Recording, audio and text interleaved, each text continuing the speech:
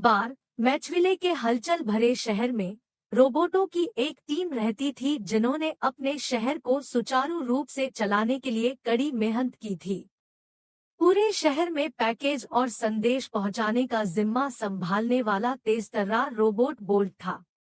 फिर वहां गियर मजबूत रोबोट था जो कारखाने में काम करता था, अन्य रोबोटों का निर्माण और मरम्मत करता था। स्पार्क विद्युत आवेशित रोबोट था जो शहर के पावर ग्रिड को कार्यक्रम में रखता था। अंत में एक बुद्धिमान रोबोट कोक था जिसने सभी को देखा और सुनिश्चित किया कि सब कुछ योजना के अनुसार चल रहा है। जैसे जैसे मैचविले में दिन बीतते गए, चारों रोबोट अपनी दिनचर्या के बारे में जाने लगे। प्रत्येक ने सटीकता और देखभाल के साथ अपने अपने काम किए। यह एक शहर की एक अच्छी तरह से तेल से सनी हुई मशीन थी जिसमें रोबोट घड़ी के काम की तरह चीजों को चालू रखने के लिए सही सामंजस्य में काम कर रहे थे। बोल्ट एक मेहनती रोबोट थे जिन्होंने अपनी नौकरी पर गर्व किया। वह अपने प्रसव पर एक सिर शुरू करने के लिए हर सुबह जल्दी उठा और वह अपनी यात्रा के समय को कम करने के लिए ध्यान से अपने मार्गों की योजना बनाने के लिए सुनिश्चित किया। बोल्ट बेहद संगठित और कुशल थे और वे हमेशा अपने पैकेजों और संदेशों को सावधानी के साथ ले जाते थे ताकि यह सुनिश्चित किया जा सके कि वे सही स्थिति में अपने गंतव्य पर पहुंचे। अपने व्यस्त कार्यक्रम के बावजूद बोल्ट ने अपना दोस्ताना और स्वीकार्य व्यवहार कभी नहीं खोया। उन्होंने अपनी डिलीवरी के दौरान शहर के लोगों के साथ चैटिंग का आनंद लिया और यह सुनिश्चित किया कि वे सभी अच्छी तरह से कर रहे थे। बोल्ट विशेष रूप से मैचविले के बुजुर्ग निवासियों के शौकीन थे और वह अक्सर उन पर जांच करने और यदि आवश्यक हो तो सहायता प्रदान करने के लिए समय लेते थे। बोल्ट को उनके हास्य की भावना और कहानी कहने के अपने प्यार के लिए भी जाना जाता था।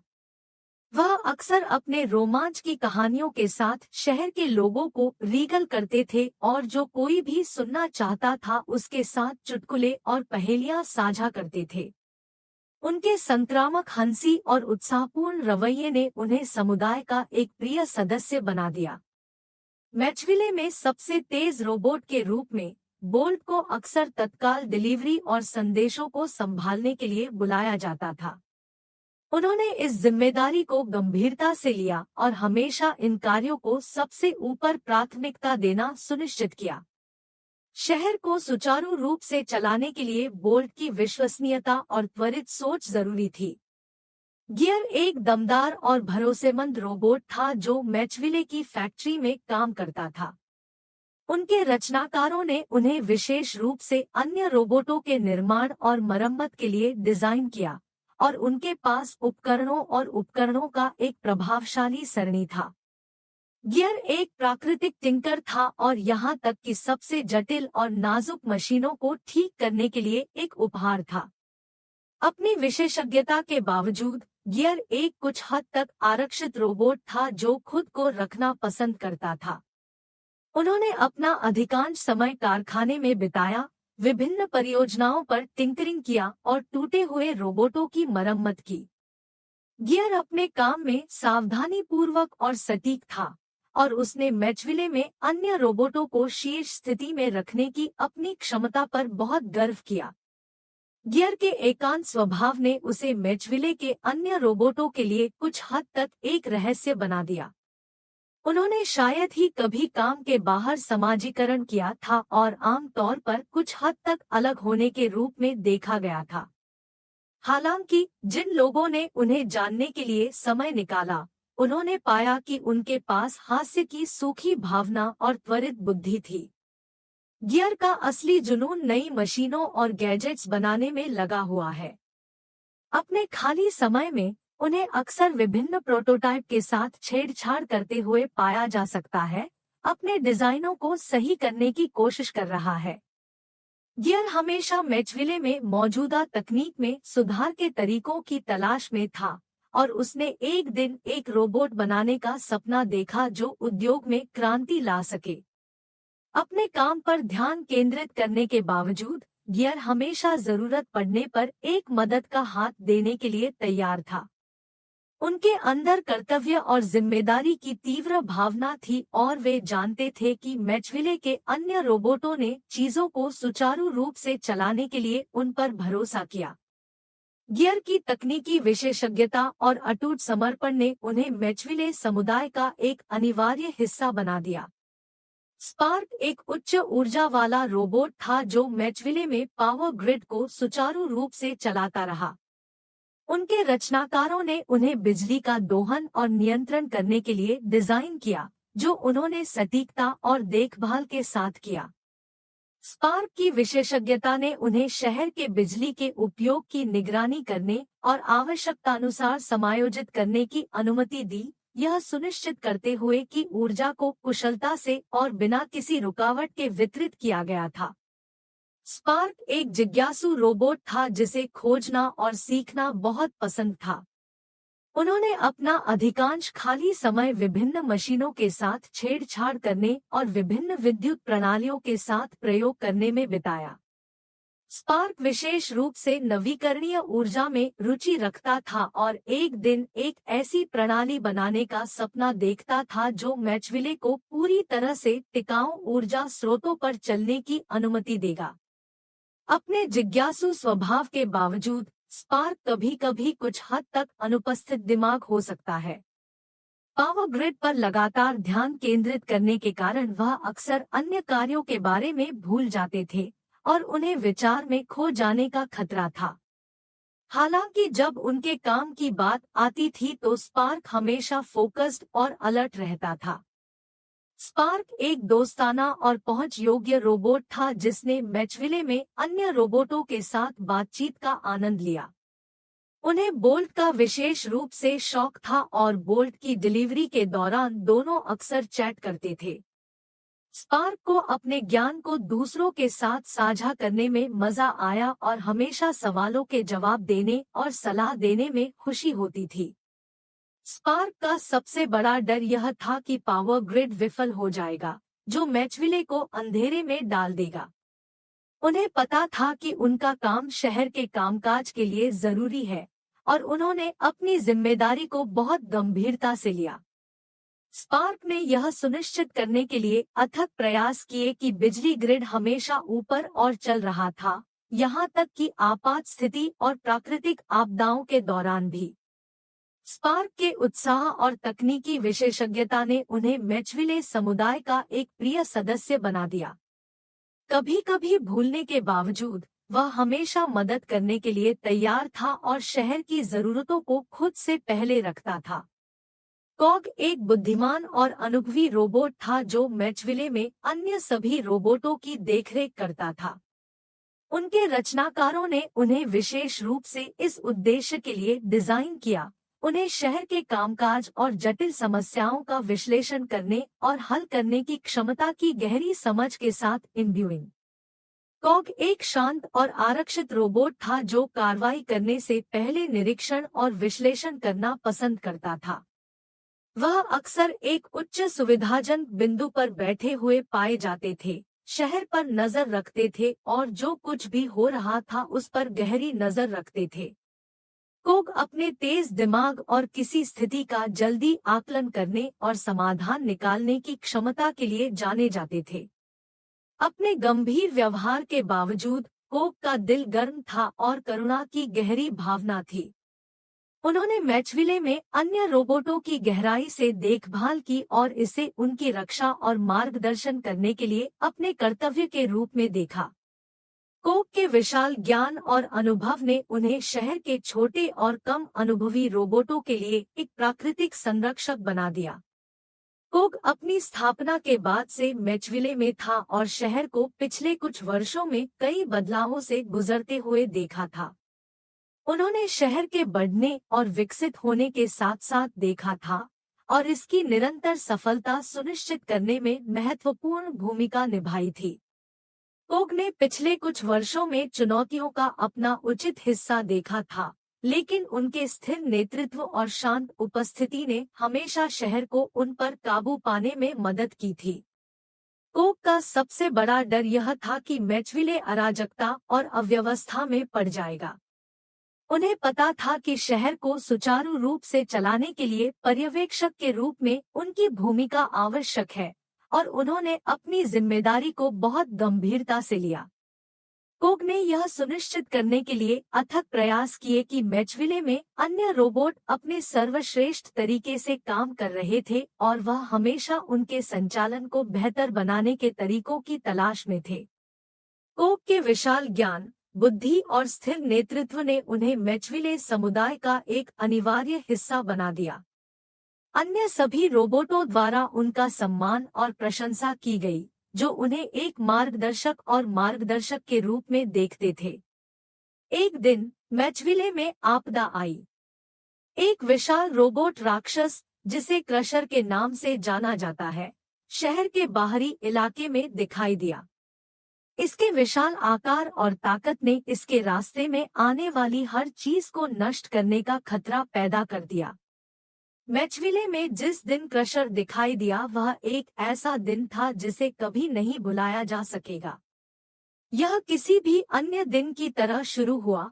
बोल्ट ने सड़कों के माध्यम से पैकेज वितरित किए और स्पार्क ने पावर ग्रिड को सुचारू रूप से गुनगुना रखा।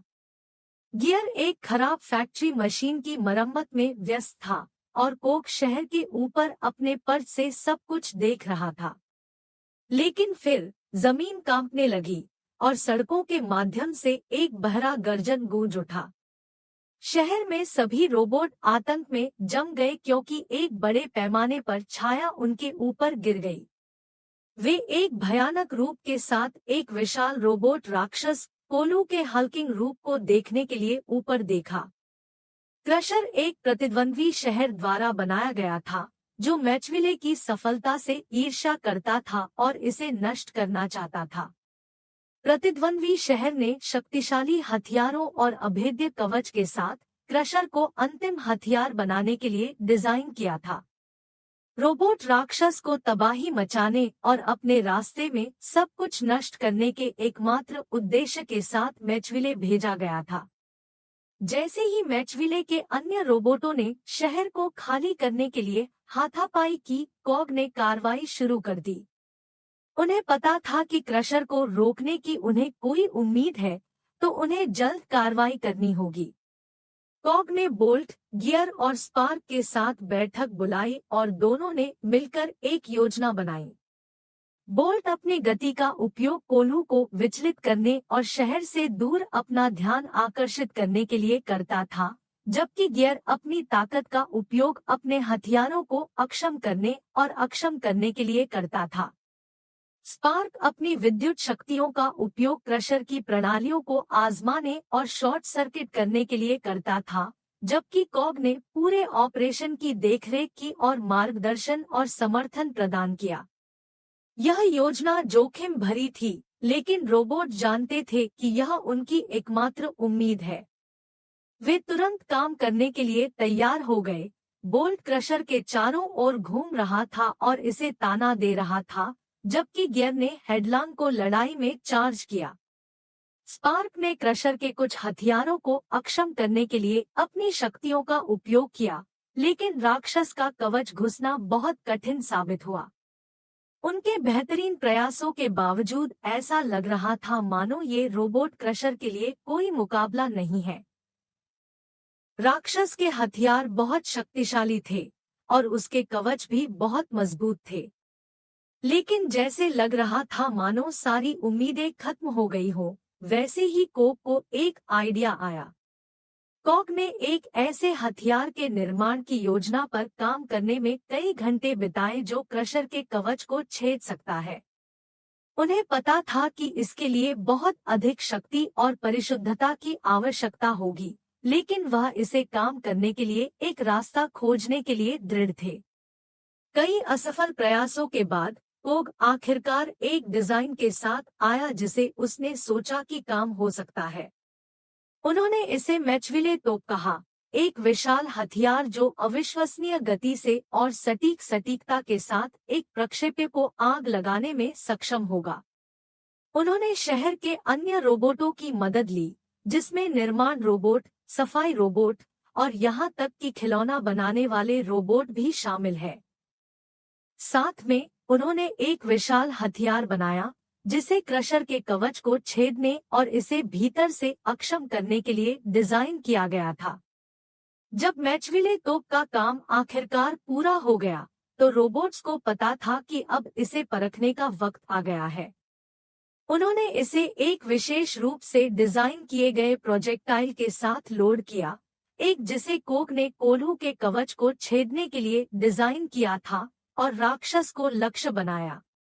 क्रशर के रूप में शहर की ओर चार्ज किया, रोबोट मैचविले तोप निकाल दिया और प्रक्षेप्य अविश्वसनीय गति के साथ हवा के माध्यम से धारदार यह सीधे सीने में कोल्हू मारा, अपने कवच भेदी और यह जमीन पर गिर करने के लिए कारण।